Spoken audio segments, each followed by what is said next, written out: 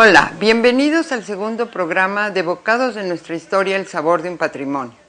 En esta ocasión tocaremos el tema La comida en la literatura de México. Y desde la biblioteca de la Fundación Herdes, comenzamos.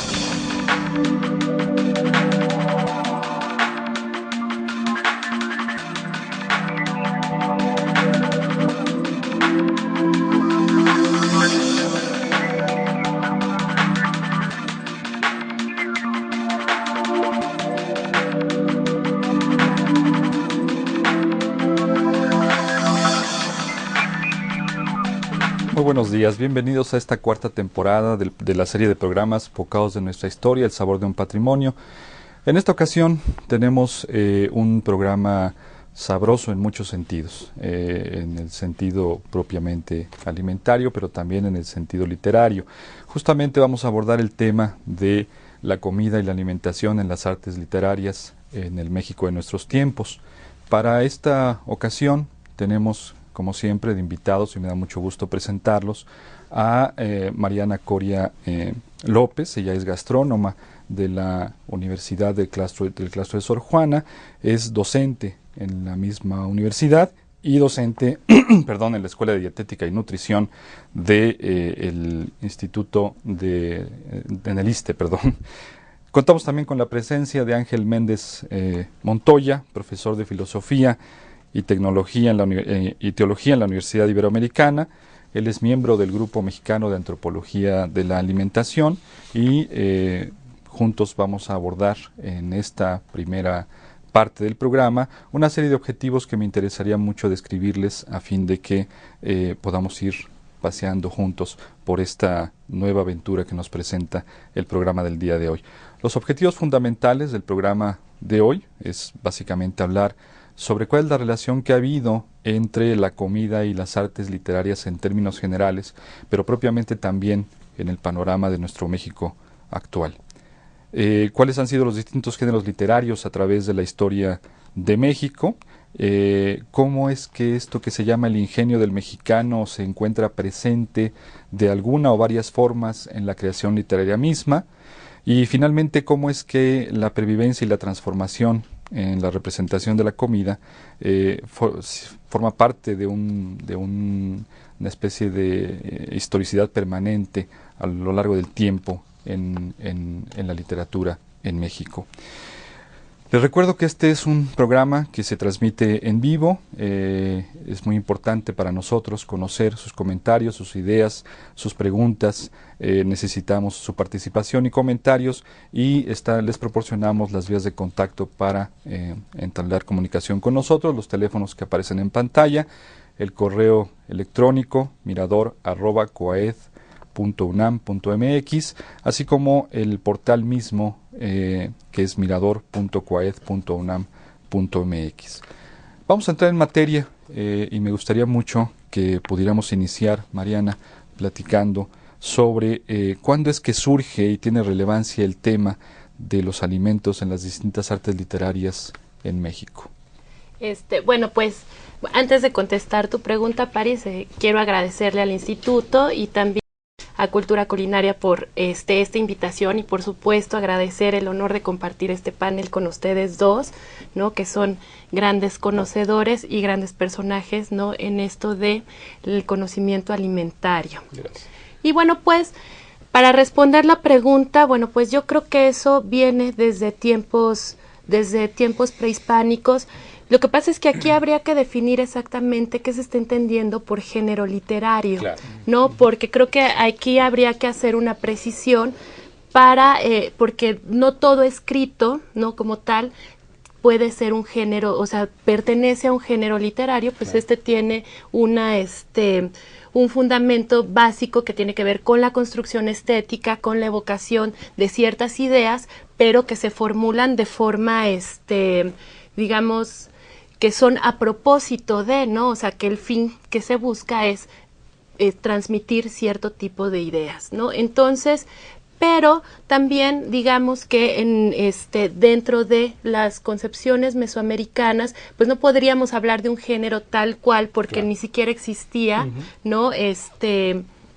La escritura, digamos, la figura literaria, exacto, digamos, exactamente, dicha, ¿no? O sea, estaban las pictografías que eran los códices y eso, pero en realidad lo que nosotros tenemos de Mesoamérica o estas obras literarias, ¿no? Como la poesía que tenemos que sobrevive de la época mesoamericana, pues es porque cuando llegaron los españoles, pues ellos latinizaron todos estos conceptos que ellos tenían. Entonces, la aparición de la comida ahora la tenemos muy clara, sobre todo, yo creo que hay un área fundamental que tiene que ver con los mitos creacionales, ¿no? Donde la figura del alimento cobra una importancia fundamental porque, ¿no? O sea, a nivel simbólico, pues el alimento es el hombre mismo, ¿no? Claro. O sea, entonces, por ejemplo, tenemos la conocidísima obra del Popol Vuh, ¿no? Donde se habla de cómo los dioses van creando al hombre y va pasando por diferentes procesos, ¿no? Que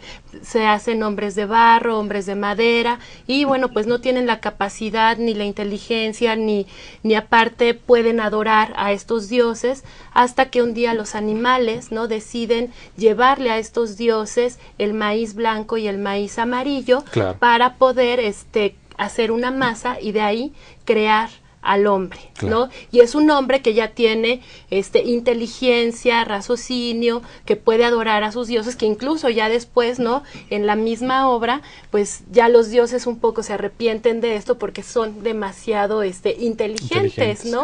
Y esto tiene que ver pues con estos vínculos que se forman, estos vínculos simbólicos que se forman con el significado que tenía el maíz dentro de las culturas mesoamericanas. Que tiene, es decir, que forma parte de una vertebralidad fundamental de la claro. cultura mesoamericana en lo general, ¿no?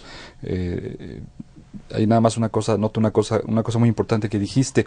Efectivamente aparece en esta lógica de información en los códices, en las pictografías, etcétera, y luego ya en la colonia aparece propiamente como información, incluso estadística en las relaciones geográficas, por ejemplo, claro, cuando la información ya aparece como eso, como información de hábitos, de costumbres alimentarios, etcétera, ¿no?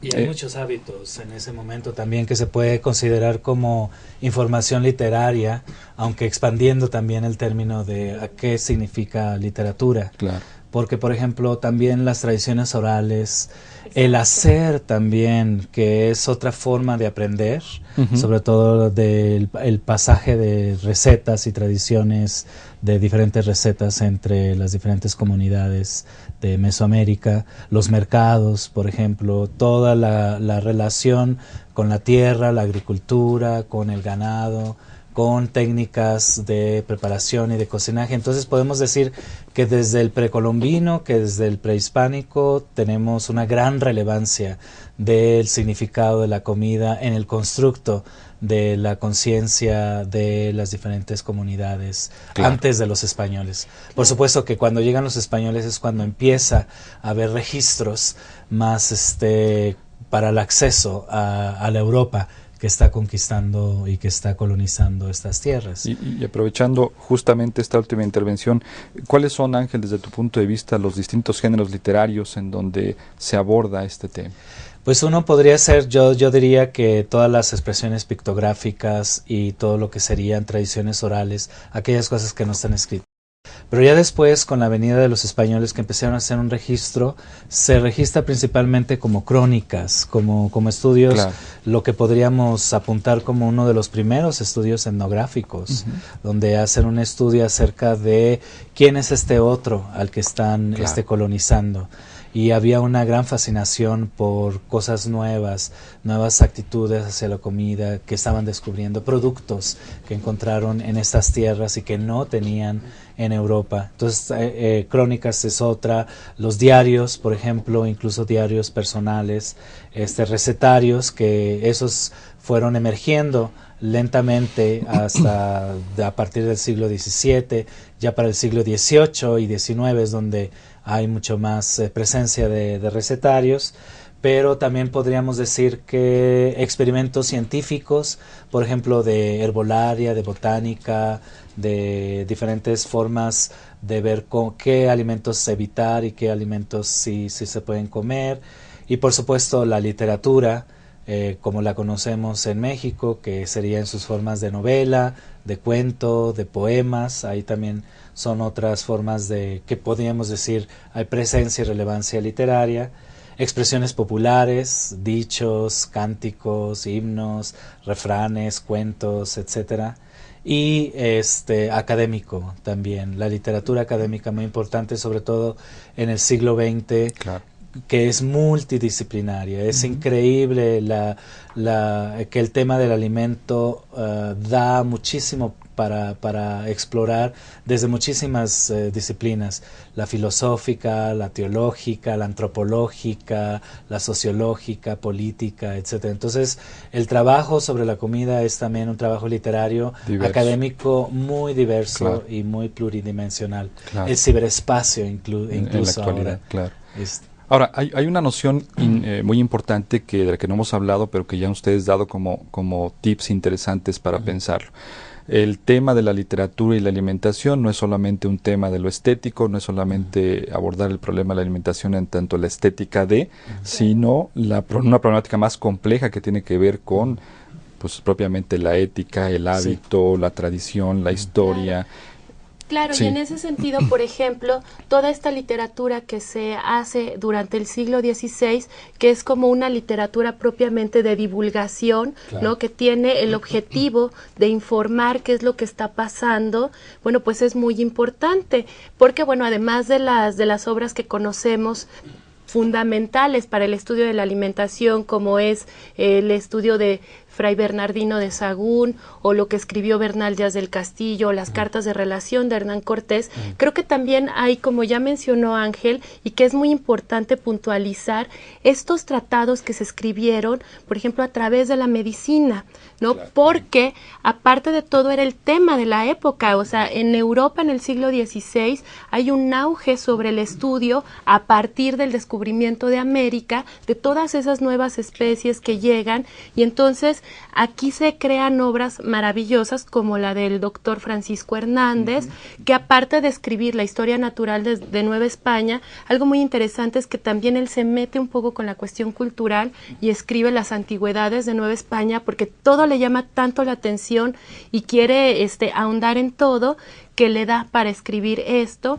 Y también hay una obra muy bonita donde cuenta también esta cuestión de la naturaleza americana, un poco en contra de la naturaleza europea, o sea, cómo se plantea una y cómo se plantea la otra, del doctor Juan de Cárdenas, ¿no? Con los problemas y secretos maravillosos de las Indias, y que va puntualizando ciertos alimentos, y por ejemplo habla del atole, pero no nada más en un sentido meramente terapéutica, sino también entre líneas logran hacer un estudio cultural, claro, porque dicen, bueno, a mí me gusta esto, no me gusta, aparte esto me hace daño, no me hace daño, pero eso es en función a cómo van construyendo como su imaginario alimentario a partir de toda esta búsqueda que hacen, claro, ¿no?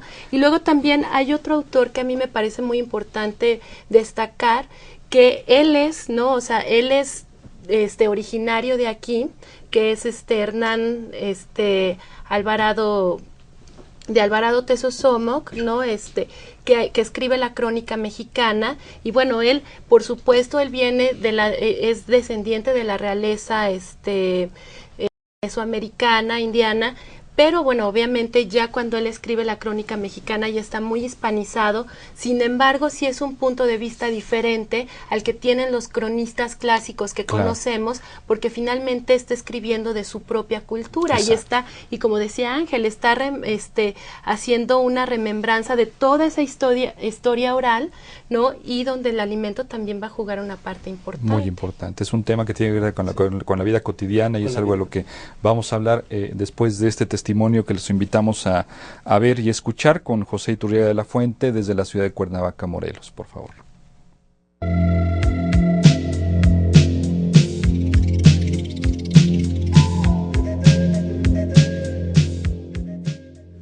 No se puede escribir sobre comida, y yo creo que sobre nada, si no hay una pasión sobre el tema. Y quien lo hace sin pasión, seguramente sus escritos son muy fríos, no deben ser tan atractivos. En este caso concreto, por supuesto que tengo un gran gusto por la comida, pero aquí se suma una parte que podríamos llamar incluso genética. Desde niño, en mi casa siempre la comida fue algo importante, como el eje de la familia, algo que suele ser en las casas mexicanas. Mi mamá, excelente cocinera. Mi papá presumía de ser tan buen cocinero como mi mamá. Era bueno, pero no como mi mamá. De familia traía uno ese tipo de afición por la comida. Es el caso de la nuestra. Una pasión por la comida no solamente del paladar, sino intelectual. Y aquí entra pues las dos profesiones que yo estudié, economista e historiador. Por el lado de la historia, eso me llevó a que buena parte de lo que he escrito tiene que ver con historia de la alimentación mexicana. Y luego de 28 años en CONASUPO, estuve 6 años en CONACULTA, precisamente en culturas populares, que es donde se ubica esta tradición formidable de los mexicanos, que es nuestra gastronomía popular. El primero, desde luego, de tacos, tamales y tortas. Yo creo que fue el primer libro que se escribió no recetario sobre estos antojitos característicos del mexicano. Es una investigación geográfica, histórica, con aspectos antropológicos y sociológicos, y bueno, tuvo éxito, diría yo. Se vendieron 10,000 ejemplares y recibí tanta información que la gente generosamente me dio, y yo mismo investigué tanto más, que cuando íbamos a hacer una segunda edición era más que el doble de la primera. Entonces la editorial, que fue Diana, dijo, no, este ya es otro libro. Entonces salió esa nueva versión ampliadísima como La cultura del antojito, y se vendieron 20,000 ejemplares. Entonces esos fueron mis satisfacciones muy grandes en el tema que ciertamente más me interesa de la cocina mexicana, que son los antojitos, porque es el eje de nuestra cocina. En realidad los mexicanos comemos antojitos a diario. En nuestras casas, a la hora de la comida, tenemos el reflejo condicionado de hacer un taco, con lo que nos pongan enfrente. Entonces, no es poca cosa, desde el punto de vista académico, hablar de la importancia de los antojitos. Y luego, bueno, escribí, para mi ingreso a la Sociedad Mexicana de Gastronomía y Enología, escribí una investigación. Se publicó como un folleto de letra muy chiquita, en realidad son como unas 100 cuartillas, que se llama La gastronomía mexicana en paladares extranjeros.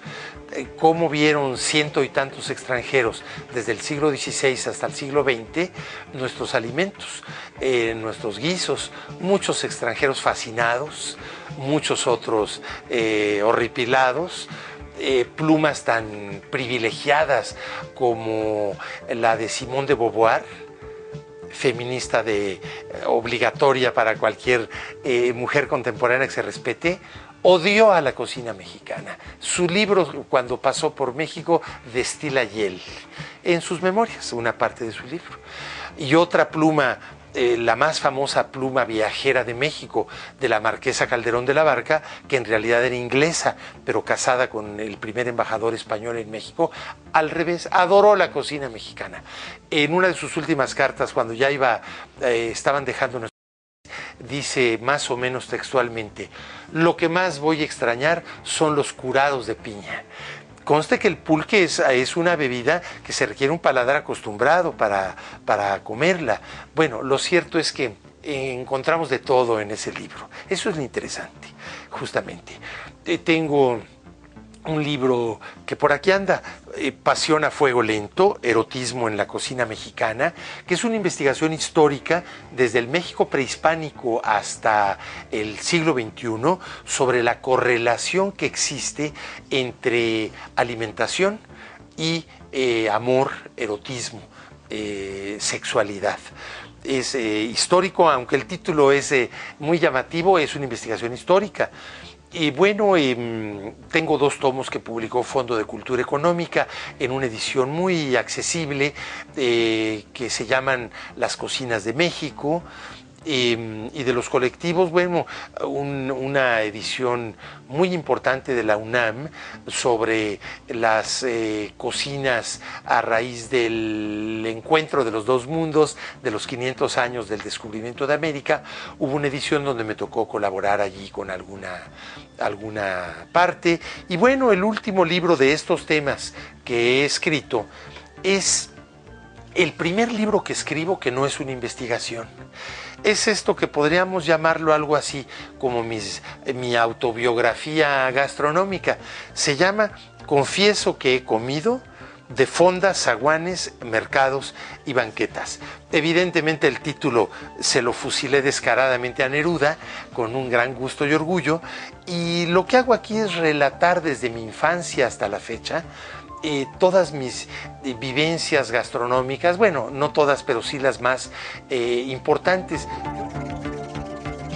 Para mí mis 2 pasiones son esas, los viajeros extranjeros y la cocina mexicana. Entonces, ¿qué es lo que me hace definir el tema? Una ocurrencia. Simplemente hace poco me acordé que llevo como 25 años guardando en un cajón que tengo ahí guardado de madera, notas sueltas sobre refranes.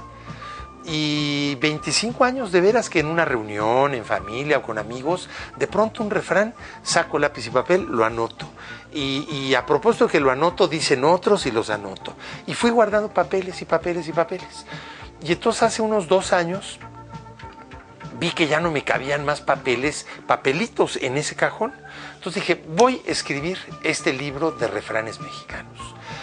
Entonces ya, además de poner en orden todos esos refranes, que fueron más de 600, me puse a investigar ya profesionalmente el tema y resultaron 1054 refranes relativos a comida, bebida, utensilios de cocina, dragones, borrachos, o sea, del tema de la gastronomía.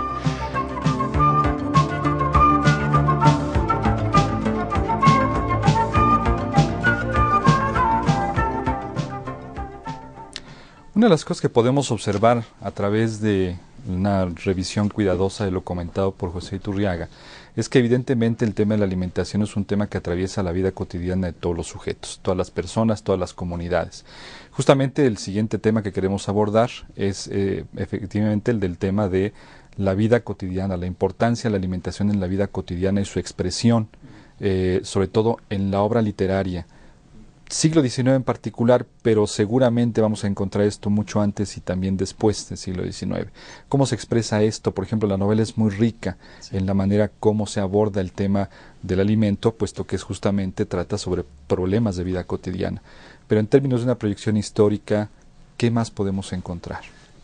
Ya había una fascinación histórica desde el siglo XVI con los primeros españoles que llegaron a estas tierras y los extranjeros.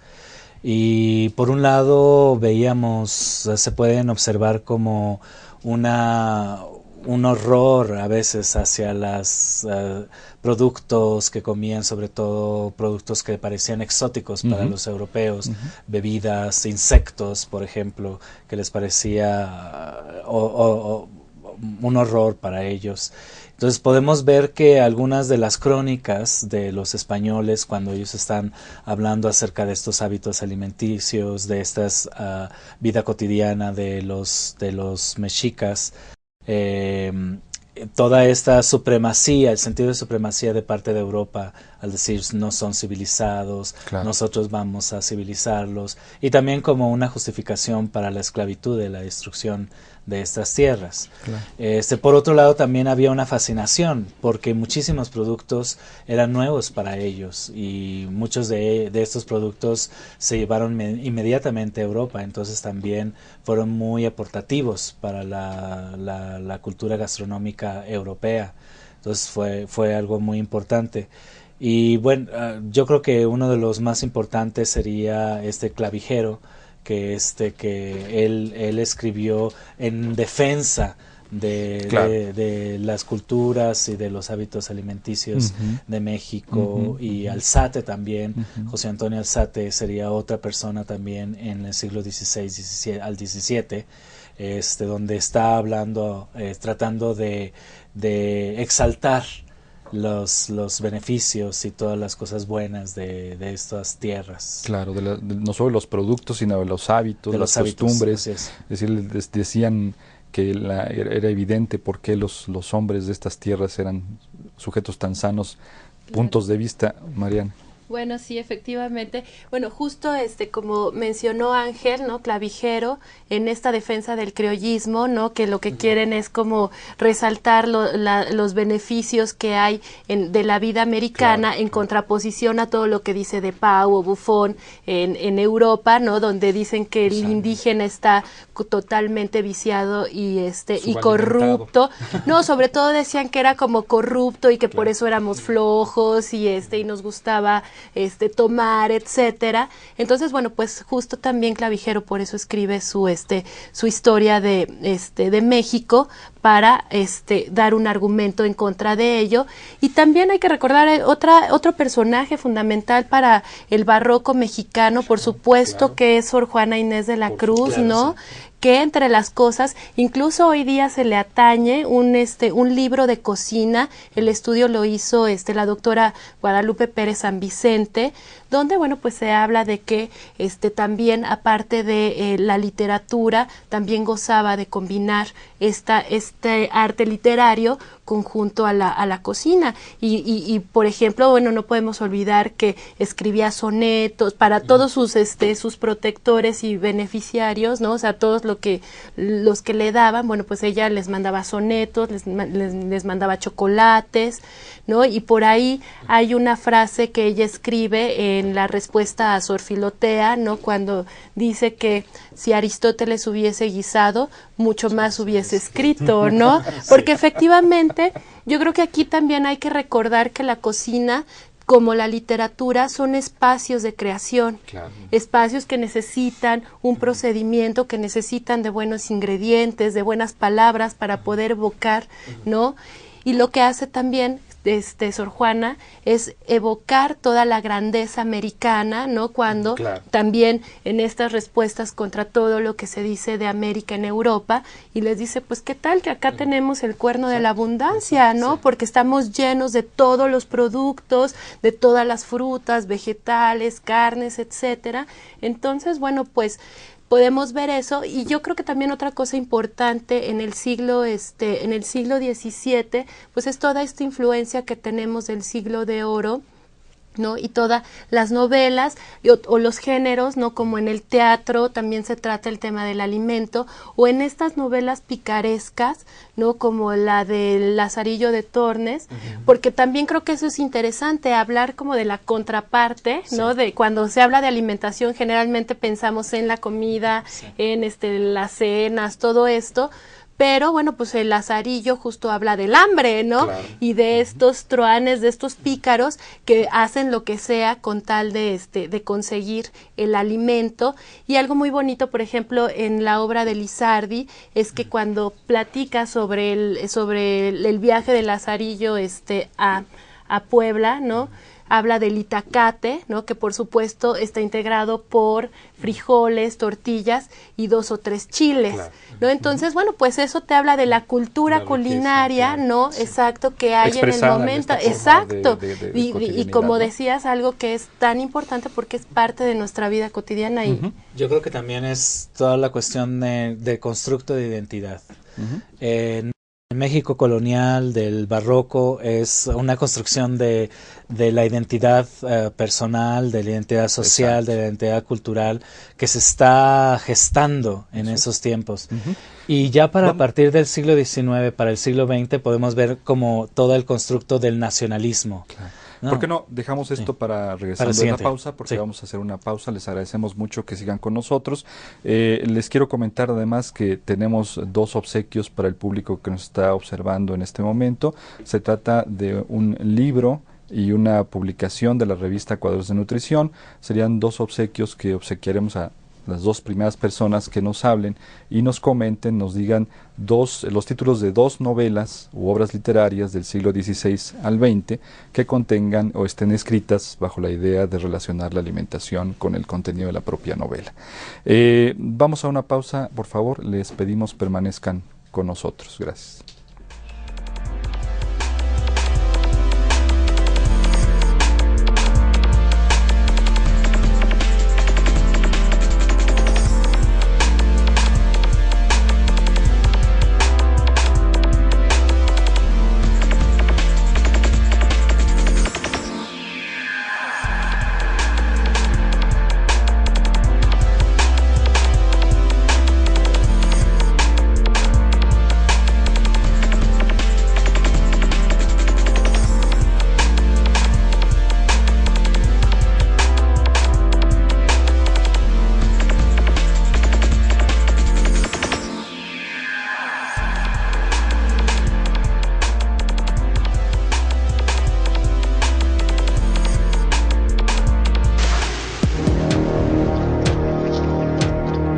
Tenemos 30 grados la temperatura en este momento en nuestra preciosa ciudad. Ocurrió 7 de la mañana con 19 minutos y se sintió en el 8º grado en esta Ciudad de México. Así amanecieron las colonias Impulsora y Valle de Aragón, sección 2, bajo las aguas negras. Ese es el riesgo ahora, los brotes de infecciones que sin duda alguna se presentarán. El saldo hasta ahora son más de 15,000 personas damnificadas. Tuvimos un reporte de un hundimiento. Se trataba de un hundimiento de 4 metros cuadrados. Tiene mucho que ver la composición del suelo del Distrito Federal en este tipo de problemas provocados ya sea por fugas de agua o bien por la constitución de minas en el subsuelo del Distrito Federal. El cambio climático manifiesta sus efectos. De acuerdo con un estudio del Centro de Ciencias de la Atmósfera de la UNAM, el municipio de Ecatepec es el más afectado, pues tiene 2 grados centígrados más que cualquier municipio del Valle de México y que las delegaciones del Distrito Federal. Otra muestra de estos efectos es que actualmente el Nevado de Toluca cuenta en promedio con 30 días de nieve al año, cuando en los últimos 10 años eran más de 300 los días nevados. Por otro lado, tenemos la presencia de un nuevo sistema frontal que está ingresando por el noroeste del país y también estará trayendo un ligero ascenso en las temperaturas, así como...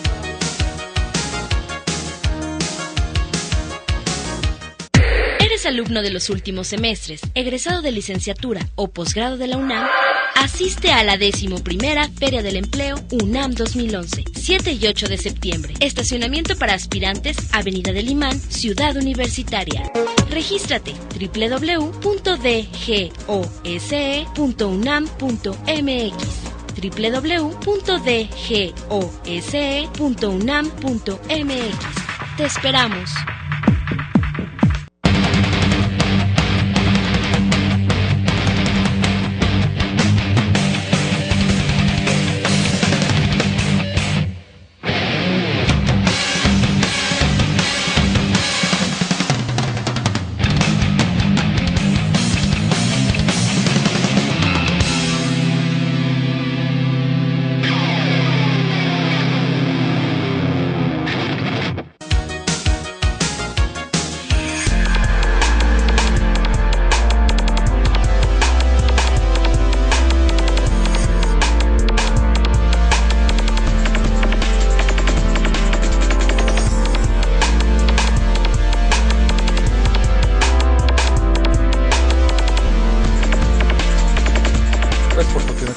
Les recuerdo, este es un programa en vivo y les había comentado antes de irnos a la pausa que teníamos 2 obsequios para el público que nos ve.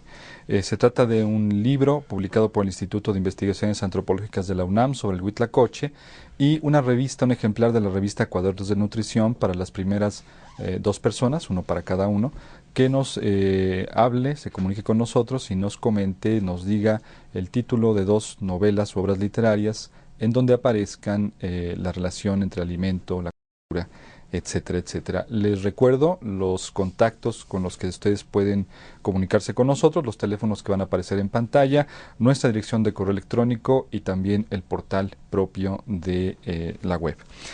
Nos habíamos quedado antes de irnos a la pausa justamente un tema muy interesante, que es el papel que tiene esta expresión de vida cotidiana en la obra literaria a través de la historia en México.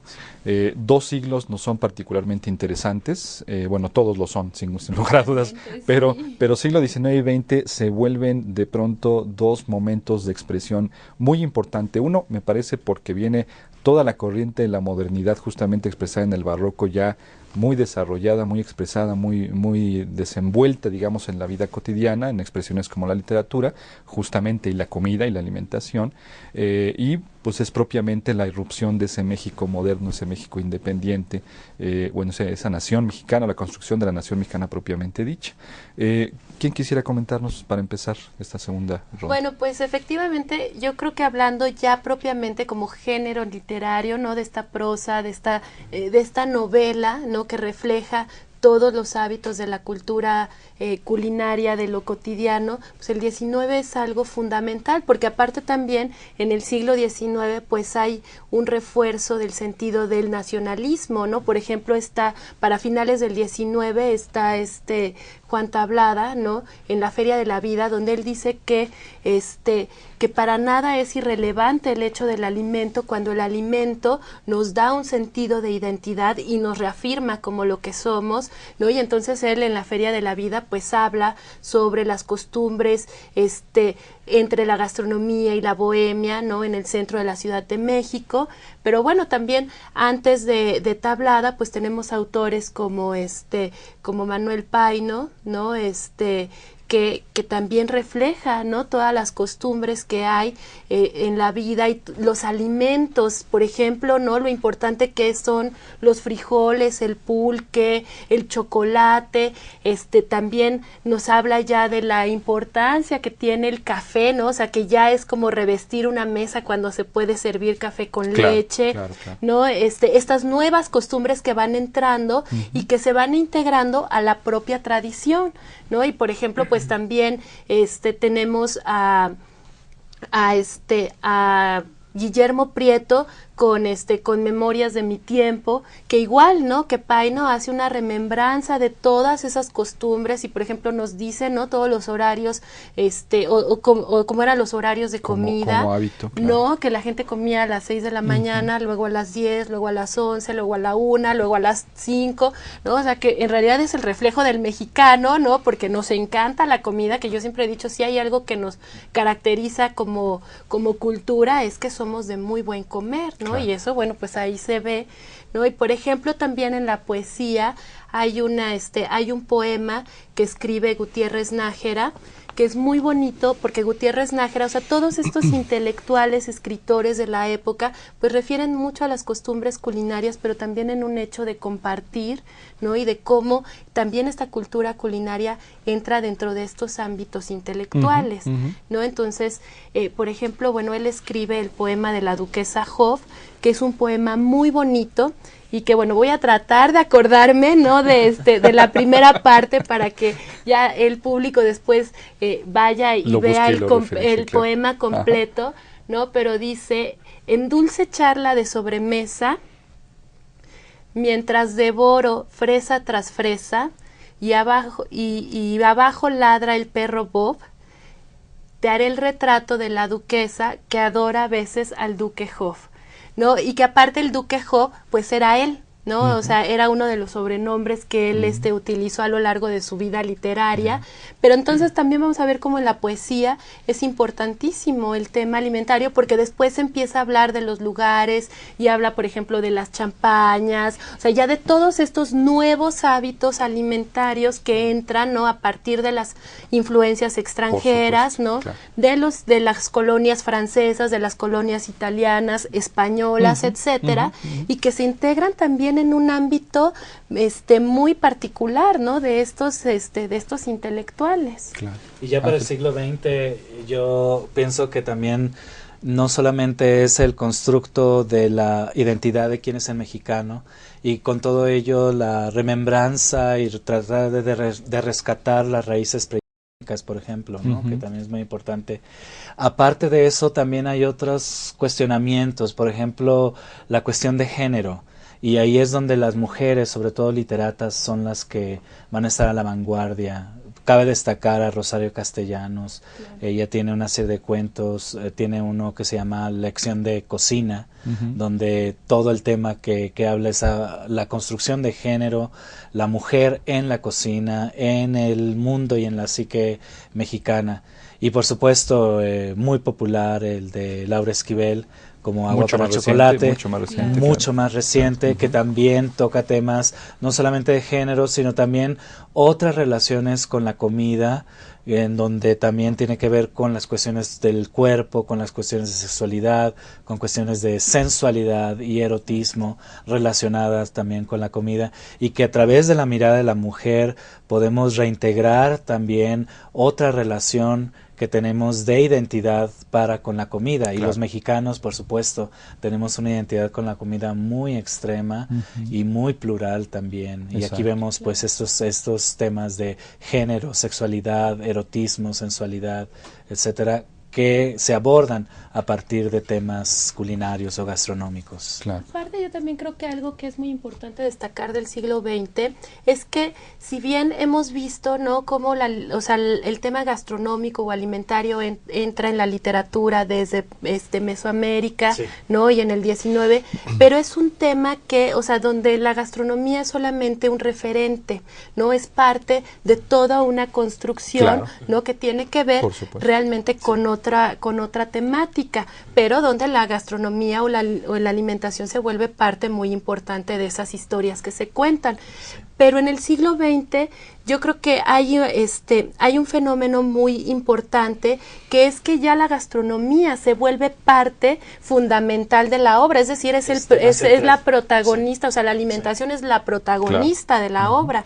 Y entonces vamos a ver escritos de literatos tan importantes, ¿no?, como Alfonso Reyes, ¿no?, en las Memorias de Cocina y Bodega, que hace toda una evocación justo a la memoria, ¿no?, de sus propias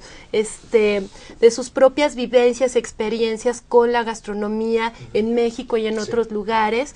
Y bueno, por supuesto, no podemos dejar de mencionar la historia de la cocina mexicana de Salvador Novo, ¿no?, que incluso el mismo Novo fue cocinero y tuvo un restaurante restaurante importantísimo en la época para la vida intelectual, porque ahí se juntaban la crema innata de los escritores y de los grandes pensadores, ¿no? Y así vamos a ver cómo el tema de la alimentación se va volviendo cada vez más central, más protagónico, más recurrente en las obras literarias. Por ejemplo, también una obra que casi nadie conoce es la de Bajo el Sol Jaguar, de este escritor italiano, de Italo Calvino, que escribe sobre la cocina mexicana, ¿no? Entonces, la historia de una pareja que aparte, como menciona Ángel, ¿no?, no solamente habla de la riqueza de la cocina, sino de cómo entra este juego erótico, sensual, ¿no?, con la cocina. Y bueno, para Calvino, México es como el escenario ideal para esto. Claro. Eso nos da pie de alguna manera a hablar de esa representación de la gastronomía y la alimentación en una figura literaria muy interesante, que son los recetarios. Pero eso les invito a que platiquemos de ello después de que veamos el siguiente video que tenemos preparado. Vamos a hacer un viaje a la casa de los Palacio para ver y escuchar el testimonio de Cristina Palacio. Adelante.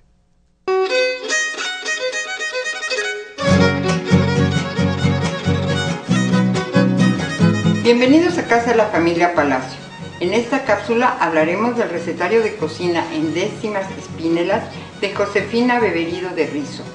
Este es un bello recetario escrito en décimas, y décima en poesía es una estrofa constituida por 10 versos octasílabos, y se llama espínela debido a un gran escritor y novelista, Vicente Espinel, del siglo XVI.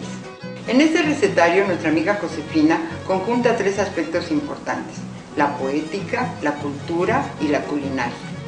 Al leer este bello recetario, ustedes se darán cuenta de cómo ella en estas estrofas nos presenta la preparación paso a paso de un rico platillo, ya sea una botana, ya sea una sopa, ya sea un plato fuerte, con excepción de postres. Al momento en que nosotros pasemos a la cocina, les daremos ejemplo de esto. Este es el libro del cual vamos a tomar parte hoy y fue editado por el Instituto Veracruzano de Cultura. Para esta cápsula hemos elegido la receta Totopitos. Si es comida mexicana, esta entrada es excelente. Hacerla gusta a la gente por ser barata y liviana.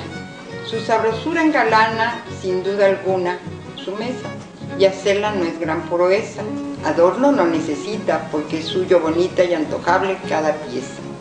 Parta en 4 o 10 tortillas, chile, cebolla, tomate, aceite 1 litro, aguacate, cilantro en finas astillas.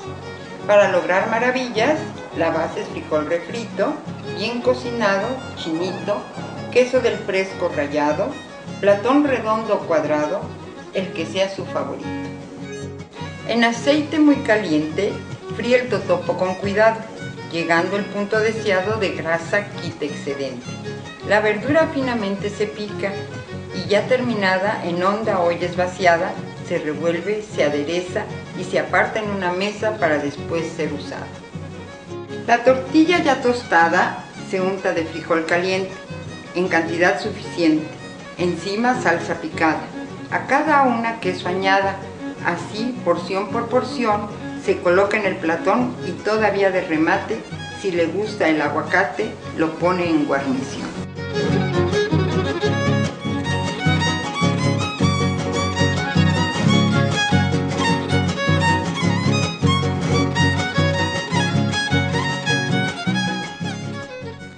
¿Qué tal? Tenemos nuestro primer ganador, Alberto Ortiz Andrade, que nos llama, él es de ocupación veterinario de la delegación Coyoacán. Nos cita 2 referencias literarias, Navidad en las montañas de Ignacio Manuel Altamirano y El Periquillo Sarmiento, del cual estuviste comentando algunas cosas, Mariana, de Joaquín Fernández de Lizardi. Guadalupe Anaya Rodríguez, supongo, nos manda felicidades, muchísimas gracias, esto es lo que comenta, y algunas otras llamadas que ya lamentablemente no pudieron formar parte de los ganadores, aunque nos falta una para la revista. Bueno, siguiendo con el tema del asunto de los recetarios, justamente a propósito de lo comentado por Cristina, de pronto el recetario se vuelve un instrumento técnico, literario, puede ser leído como un instrumento literario, claro. Incluso novelado, pero el recetario de pronto puede jugar un papel importante, que es una especie de narrador, y tal vez involuntario, de los sistemas de alimentación de una época, de un momento. ¿Cómo podemos entender el papel del recetario en esta lógica? Ángel. Bueno, yo creo que esto tiene que ver mucho con los cambios históricos y los procesos históricos.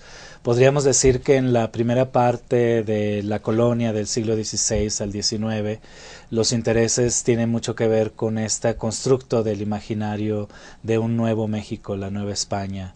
Entre ellos podemos, cuando vemos los recetarios muy emergentes en formas muy antiguas, podemos ver actitudes frente a una cultura nueva en donde se están enfrentando tanto de horror, como había dicho, de un sentido de supremacía de parte de los españoles o de los europeos, como también de admiración y de exaltación hacia todo lo nuevo que se está gestando en estas tierras. Otra cosa que llama la atención al ver los primeros recetarios, sobre todo a partir del siglo XVII, XVIII y parte del XIX, es la cuestión de mezclas. ¿Qué cosas se están mezclando de ingredientes que nos traen de Europa y que traen también de África, de Asia, etcétera? con ingredientes de nuestras tierras y todas las mezclas que se hacen, que por ejemplo el mole, por ejemplo, sería una invención posterior, donde se están mezclando ingredientes de todos los continentes realmente. Otro interés es intereses en las cosas que se pueden comer, en las que no se pueden comer. Otras pueden ser cuestiones de clase, por ejemplo, como a través de los recetarios vemos actitudes de la sociedad hacia qué es lo que comen los pobres, qué es lo que comen los ricos, qué es lo que comen los españoles, qué es lo que comen los criollos, etcétera. Entonces es muy interesante hacer un estudio de los recetarios porque podemos ver cómo se plasma la cultura y cuáles son las actitudes frente a los alimentos. Ya para el siglo XIX y con la llegada de la independencia en México, también vemos influencias no solamente de los españoles, sino también de otros países. Por ejemplo, Francia, muy importante en la historia gastronómica de México, sobre todo durante el periodo de Maximiliano, y toda la influencia gastronómica francesa y cómo se afrancesó la cultura gastronómica en México. Luego también tenemos a Estados Unidos. Con la invasión de Estados Unidos también vemos que hay una influencia de Estados Unidos, sobre todo las cantinas, los bares y alimentos de Estados Unidos. Plasmado en las recetas. Y yo diría, es por interés personal, siendo de Mexicali, Baja California, los chinos también. Claro, cuando ellos vienen, y sobre todo a principios del siglo XX, y en Mexicali, entre todos los lugares, la comida típica de Mexicali es la comida china, porque los chinos también dieron un nuevo enfoque a la gastronomía mexicana. Entonces podríamos decir que la comida típica de Mexicali es la comida china, también en una nomenclatura, en una mezcla entre lo mexicano y lo chino. Entonces es muy interesante ver los recetarios con ese interés antropológico, histórico, cultural, y ver los cambios en los diferentes enfoques y los diferentes intereses. Claro, incluso, por ejemplo, ¿no? En el siglo XIX, a propósito, ¿no? de la independencia y de esta creación del sentido de pertenencia y de identidad que se está forjando en los primeros años del México independiente, pues encontramos un diccionario muy importante, ¿no? que es el cocinero mexicano, que el primero se hizo en 1831 y fueron fascículos los que fueron saliendo, y ya en 1888 se crea el nuevo cocinero mexicano en forma de diccionario. Y algo muy interesante es ver cómo sí hay diferencias entre uno y otro, porque aparte las ediciones no notablemente, pero sí cambian, y sobre todo cambian en el discurso de la mexicaneidad, ¿no? O sea, de cómo plantean esto que ellos llaman la cocina mexicana, ¿no?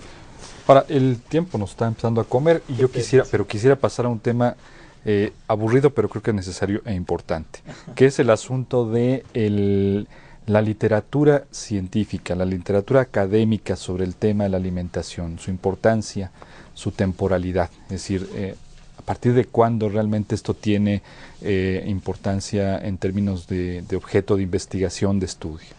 Pues yo lo que puedo decir así, de manera muy breve, no es que creo que poco a poco, a través del tiempo, pero en realidad es un tiempo muy reciente, ¿no? En México se han interesado desde la perspectiva académica por la importancia que tiene el tema alimentario, ¿no? Para la comprensión de nuestra pues de nuestra sociedad y de nosotros mismos, ¿no? Exacto, de todo lo que implica el ser, ¿no? Entonces, yo creo que esto ha sido producto también de que en Europa, ¿no? Sobre todo en España, en Italia, en Francia, sí ha habido un interés mucho antes por tener este tipo de enseñanza dentro de la academia, dentro de las universidades, ¿no? Y entonces, bueno, pues hay historiadores como Massimo Montanari, que tiene una cátedra sobre alimentación, historia de la alimentación en la Universidad de Bolonia, lo que yo creo que ha detonado que aquí en México, bueno, hay ciertos estudios, por ejemplo, bueno, desde la historia hay estudios maravillosos como el de Sonia Corcuera, ¿no? Entre la gula y la templanza, que es un estudio realmente con toda la metodología, ¿no? Histórica. Los antropólogos del alimento yo creo que están a la vanguardia de los estudios en México sobre gastronomía y hábitos alimentarios, etcétera. El parteaguas yo creo que es Conquista y Comida, editado por Janet Long, que es el encuentro, el choque que hay entre el impacto de las culturas europeas llegando a estas tierras, tanto aquí como el impacto hacia Europa. Entonces también es un parteaguas y varios antropólogos del alimento que son justo hablando destacados, ¿no? de antropólogos, bueno, pues yo creo que aquí sí hay que hacer un merecido reconocimiento, ¿no? Al personaje que puso al alimento digamos como en boca de la academia, que es el doctor Luis Alberto Vargas, ¿no? Que en realidad fue el pionero que detonó y que gracias a eso, bueno, pues se han hecho otros estudios. Exacto. Los estudios de José Luis Juárez López, sobre que los son muy importantes sobre ¿no? recetarios, la lenta emergencia de la comida mexicana, el nacionalismo en México, culinario, etcétera. Y bueno, sí, ahora también hay interés en cuestiones relacionadas con la salud, por ejemplo. Que es todavía, perdón que te interrumpa, pero es como justamente lo voy a comentar, es como esta primera vertiente de los estudios científicos sobre la alimentación, el aspecto nutricional. Así es. Es como lo que en términos de México por revolucionario va a impactar muchísimo. Tenemos que irnos despidiendo, pero no nos podemos despedir sin antes pedirles una suerte de comentario final que redondee lo presentado. Yo podría adelantar un poco con la premisa de la increíble diversidad y complejidad de aspectos que detona un tema como pero sí quisiera que ustedes fueran como tan amables de presentarnos una muy breve conclusión del programa. Yo creo que estamos en una época bastante excitante para los estudios de gastronomía, comida, antropología, cultura, historia, y también yo creo que es un momento importante por el interés en hacer diálogos interdisciplinarios. Todos, tanto filósofos como teólogos, como antropólogos, sociólogos, etcétera, se puede enriquecer de un trabajo interdisciplinario. Yo creo que para mí es la clave para el enriquecimiento y para seguirle escarbando y saber descubrir qué significa comer, los hábitos alimentarios, la cultura en torno al alimento. María. Bueno, yo más que hacer una conclusión propiamente, lo que quiero es invitar al público a un par de actividades que justo tienen que ver con la literatura y la comida. Entonces, bueno, pues esta semana están las inscripciones en la Casa del Lago de 2 cursos que imparte el maestro Roberto García Bonilla. Justo uno habla de las 11 novelas de la literatura mexicana del siglo XX y el otro es un curso de introducción a la literatura. Y por otro lado también en septiembre empiezan las charlas de degustación del historiador Edmundo Escamilla y el jefe de cocina Yuri de Gortari, y justo ahora van a hablar en sus charlas sobre la relación de la gastronomía y la novela costumbrista. Bueno, pues no nos queda más tiempo más que para despedirnos, agradecerles su atención e invitarlos a la siguiente emisión de nuestra serie Comida y Arte, se titula el programa, música en México, rondas infantiles, guapangos, corridos, pregones, rumbas, jarabes, sones, coplas, etcétera. Seguramente una emisión que va a ser muy interesante. También les agradecemos las llamadas, su comunicación. Nos veremos en la próxima ocasión. Muchas gracias.